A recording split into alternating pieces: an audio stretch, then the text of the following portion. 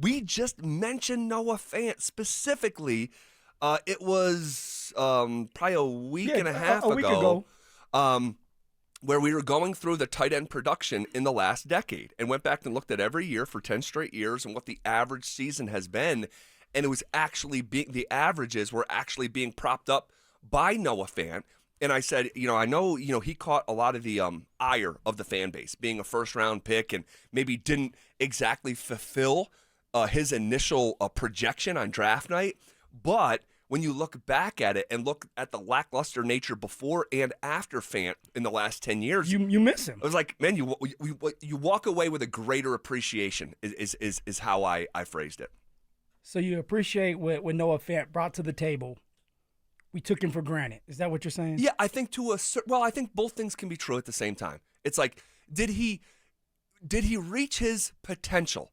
With all his full potential the as a God-given first-round gifts. draft pick. Yes, he's got God-given gifts that that you're just born with. Oh, no doubt. The speed. He was 250, 245 pounds, could run routes, very smart, strong. No, he had everything. Truly, he had everything to be an elite tight end in this league. No, right, and so I don't think it's necessarily fair to call him a bust, but he just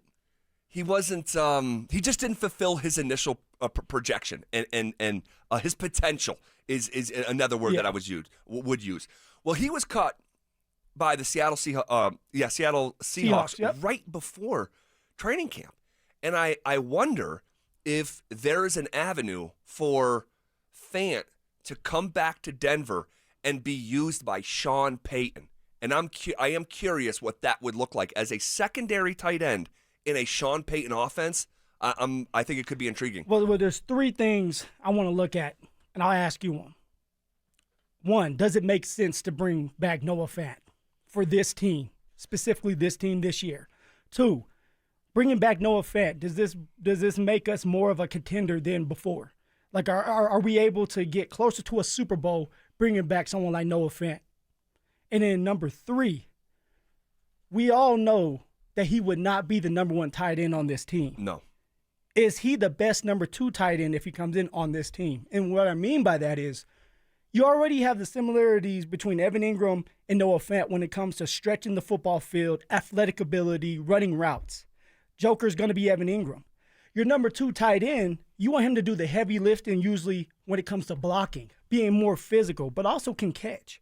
Can Noah Fant be that guy for you when Evan Ingram's out? Those are the questions that I would ask, not just you, but our listeners, because there's a lot of people out there, bring him back. Okay, does it make sense? I think that it does, but I don't look, Noah Fant's not going to come in here and be like some blocking tight end. We know that, right? He is who he is. He is who he is. But I would say, like, okay, don't tell me what he can't do. What does he do well? And he is not like God's gift to the tight end position. He's not a perfect, overall. He's not George Kittle, right? He's not Travis Kelce. But I think his strengths and those attributes are positive enough to be a secondary pass catching tight end, and you're going to keep three of them. So you're going to have a blocking tight end. I think I'd be open to it. Also, it comes down to how much he's willing to take. Sure. It's going to be a little bit more than vet minimum. Well, you already paid Evan Ingram a lot of money. Adam Trotman's staying on this team. Yep. So for that number three spot, how much are you willing to give Noah Fant? Me personally, we have Evan Ingram for all the route running and stretching the field and the speed and being explosive and the athletic ability. I want my number two tight end to just focus on blocking, which that's Adam Trotman. And he has came out and said it himself. There was an interview, I want to say with Mike Kliss, about Adam Trotman saying, hey, I know my role. I know I'm not the most athletic tight end out there, but I'm going to block my butt off. I'm going to star in my role, and I'm going to do what the coaches asked me to do. And he's been a part of this system with Sean Payton specifically, even with the Saints and now with the Denver Broncos, to where you can count on him. He's a reliable tight end and a good number two. And that's what I'm looking for as the number two, because I expect Evan Ingram, Zach, to be out there at least 75, 80% of the time. And the other percent is going to be more of a blocking tight end that's going to do a lot more of the heavy lifting and be a lot more physical than Evan Ingram. That's my take. So do you? So So I don't want to go down the path of a Noah Fant. Although he's an athletic tight end, he has been here. And with the Seattle Seahawks, he has been given 3 years more of opportunities to show that he can be an elite tight end in his league. Well, he's not an elite No, tight end. but when you're a first-round draft pick, Yeah. it's what comes with the territory. They want to see that. And so the last 2023 and 2022, Noah Fant had 1 touchdown. Yeah. And he started. And one of those, I want to say 2022, he started all 17 games. Correct. So when you're dealing with something like that, it's like, hey, he's had those opportunities. He's not taking advantage of them. I would say this, though. All right, give me some pushback. Well, I don't even really want to give pushback because you're not wrong.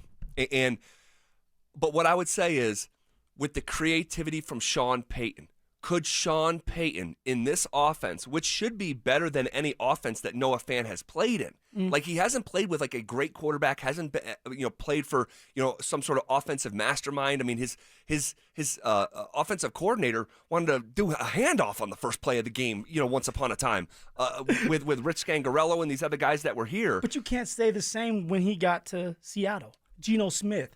They were a lot more creative as an offense. Okay. That's what I'm looking at. Better. I'm not looking at Noah Fant, the tight end with the Denver Broncos. I'm looking at Noah Fant, the tight end with the Seattle Seahawks, who they just released for a reason. Totally. Is it because of the production on the field? Is it because of mentally? Is he locked in all the time? Like, these are questions that we don't have the answers to, but obviously you're asking them, and I'm asking them because I know him a little bit deeper than somebody else. Sure. Well, I can't speak to that, obviously, you being in the same locker room with him and on the same team with him. But here's what we can agree on. I mean, he's released today because his salary is not matching his production. Yeah. And when those two things intersect, then you're looking for a new home.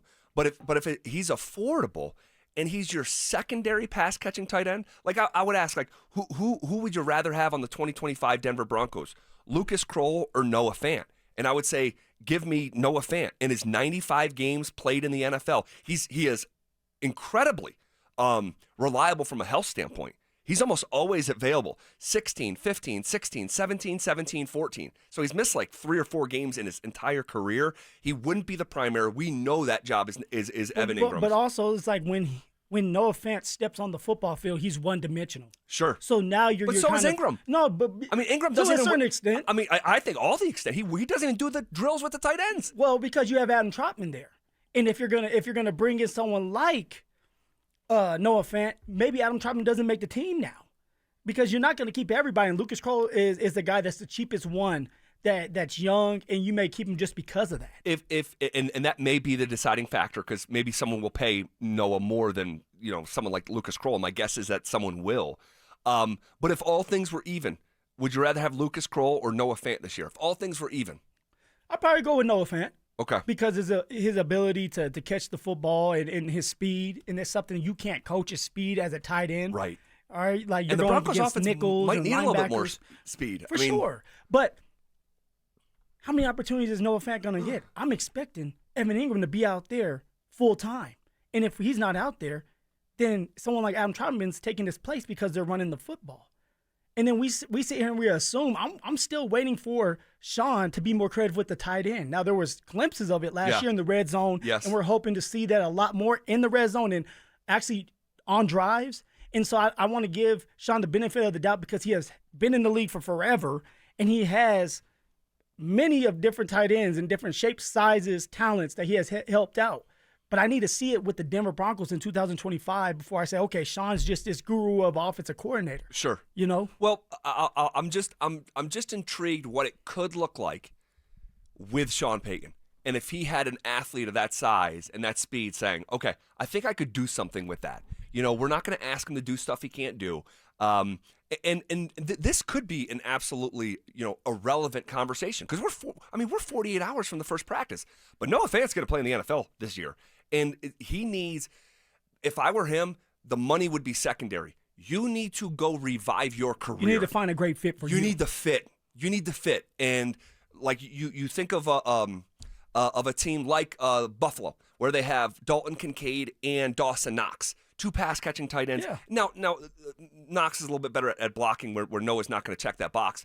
But what they're able to do with them on the field together, In Baltimore, same deal with Mark Andrews and Isaiah Likely. Yeah. Like you can really unlock something just unique. And I wonder if this is being discussed over at Dove Valley in any way, shape, or form. I don't know. I really don't know. But we'll obviously keep our eye on that story and what his next stop, where it could be.